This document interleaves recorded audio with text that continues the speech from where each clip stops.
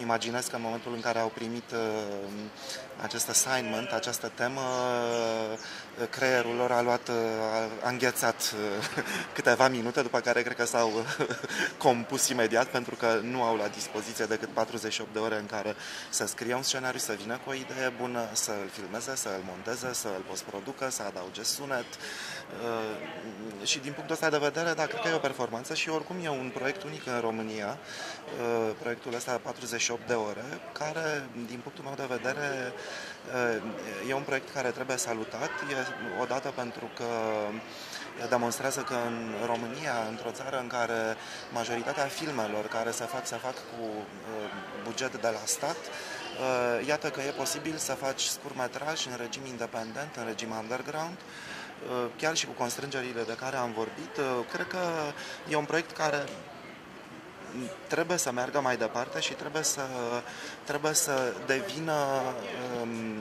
un proiect susținut de oficialitățile locale, care ar trebui să se implice financiar într-un proiect de tipul ăsta, pentru că, în primul rând, dă o vizibilitate foarte mare, vizibilitate culturală orașului Brașov. Am văzut foarte multe filme, folosesc foarte deștept locuri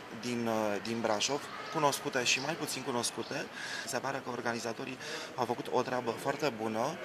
Spus, câștigătorul din această seară va intra în competiția internațională și va avea șansă la un premiu foarte în bani și, evident, la o recunoaștere și, cine știe, poate o trambulină pentru a face un film care... Sunt convins că din care am văzut în seara asta vom mai auzi de ei și vom mai auzi de ei în contexte mult mai structurate, să spun, în festivaluri importante, de scurtmetraj și, de ce nu, de lungmetraj, pentru că toate filmele au dat dovadă de pasiune, de spirit de echipă și e foarte important, de fapt, într-o echipă, când lucrezi cu foarte mulți oameni și sub o constrângere de timp, să deliver, să vii cu un produs funcțional.